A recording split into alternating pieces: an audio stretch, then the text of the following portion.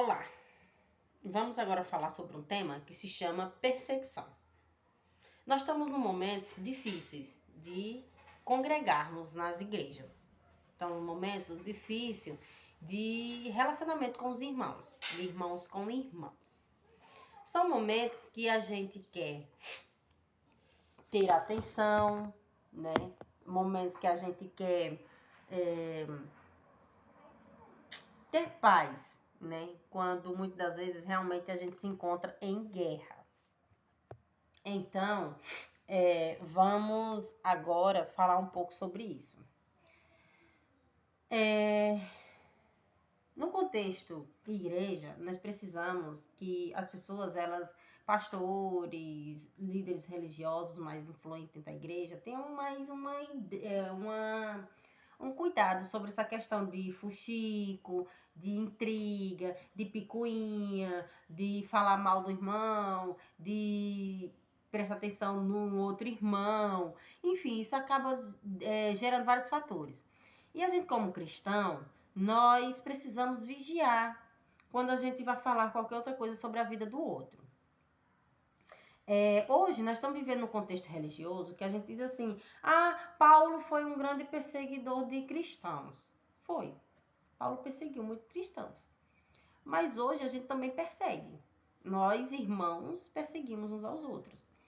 Perseguimos quando falamos mal do outro, quando não se entendemos com o outro, quando não gostamos do outro, quando maltratamos o outro. Tá? Hoje é um dos maiores requisitos que Deus pede através do poder do Espírito Santo com Jesus. Deus pede que a gente tenha cuidado nessa área. Se a gente não pode dar uma palavra de edificação para aquele irmão, a gente também não vai dar uma palavra onde ele vai se sentir mal, né? Por exemplo, um irmão perguntar da vida do outro: você viu fulano? Não. Diz: rapaz, nunca mais ouvi fulano não, mas ele deve estar bem. Vamos orar por ele. Porque são coisas que a gente tem que ter um certo cuidado. Porque as pessoas hoje nem sempre vai estar madura para entender a forma que você falou dela, né? E assim como Paulo, a gente também se persegue. Paulo era cristão, ele achava que era um cristão, né? Diante das leis do Sinédrio. Mas na verdade ele não era, né? A gente hoje entende que não era, mas tipo, hoje é cristão perseguindo cristão, tá? Cristão correndo atrás do outro, cristão querendo ser mais na igreja e cristão querendo derrubar o outro, cristão querendo usar o outro para crescer em cima do outro. Não é dessa forma que a gente deve ver ou entender o contexto religioso, tá? Deus, ele pede, através do poder de Cristo Jesus, né, que temos o poder, a oportunidade hoje de entender muitas coisas, de que a gente, quando não sabe o que falar, a gente acaba magoando o outro. Mesmo quando a gente pensa que tá fazendo bem, a gente tá magoando o outro, porque às vezes o bem pra gente não é o bem pro outro, tá? Então,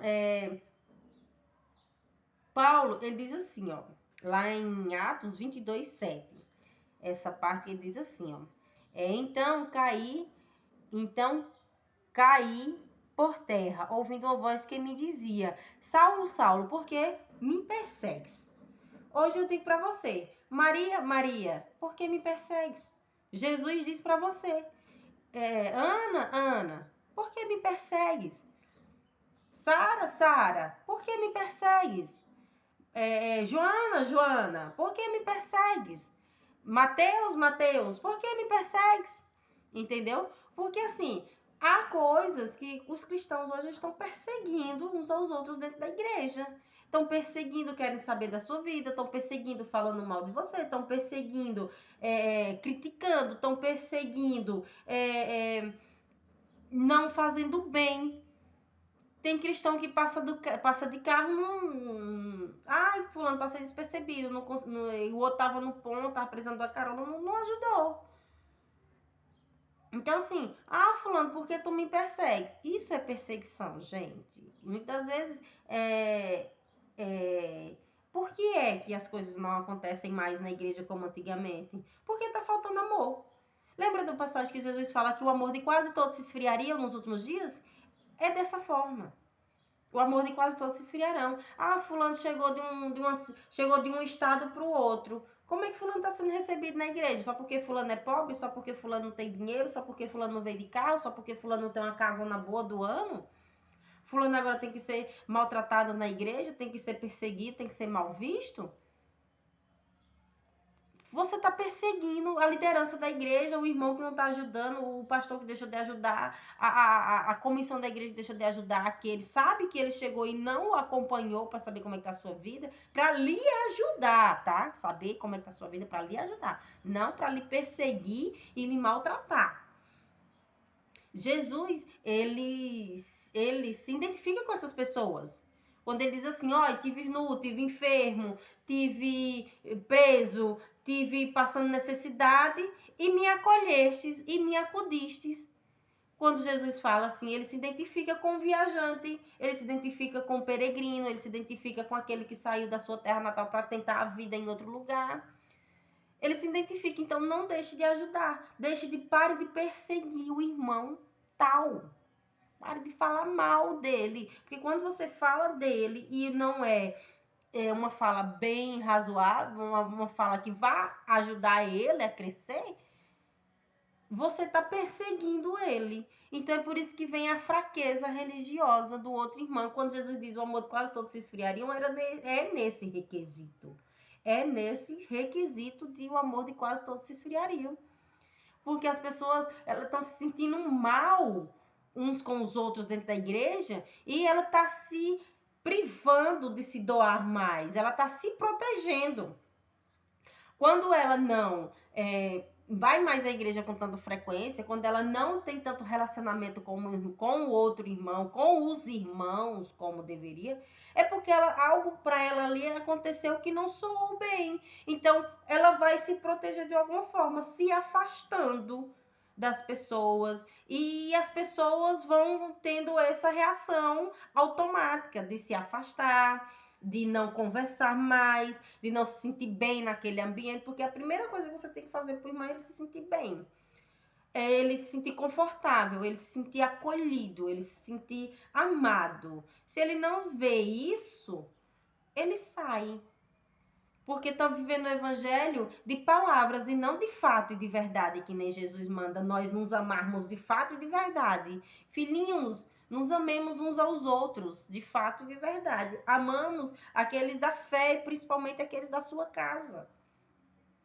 Então, estamos vivendo um período onde se fala e não se vive. Se amem mais. Não deixe o amor se esfriar. Pare de falar mal do seu irmão. Pare de perseguir seu irmão.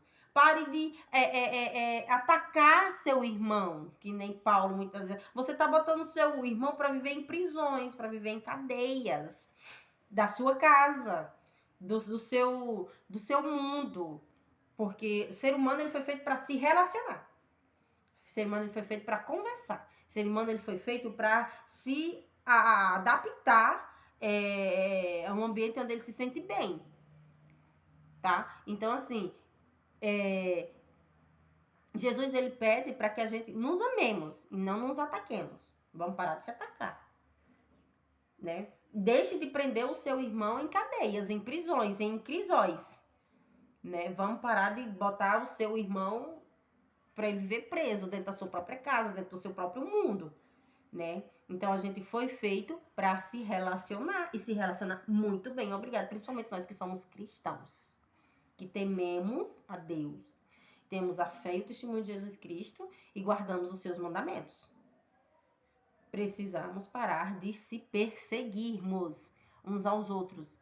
Jesus manda a gente se amar de fato e de verdade, tá? Então, nas igrejas pequenas acontecem isso, nas igrejas grandes também. Então, eu faço esse alerta para os pastores, para comissões, para diretrizes, como quer que seja. Acolha seu rebanho da melhor forma possível. Tire do meio do seu rebanho essas críticas, essas perseguições que os irmãos têm uns com os outros, que isso afasta e tira o amor. E isso esfria o amor. Isso, Jesus falou que o amor de quase todos se esfriariam, é nesse requisito. As pessoas estão cansadas de serem maltratadas. Elas realmente querem ver amor de fato e de verdade uns para com os outros, né? Então, para nós finalizar aqui, que esse vídeo não pode ficar muito grande, senão eu não consigo lançar ele. Vamos para Romanos 12, 14. Romanos 12, 14. Hebreus, Romanos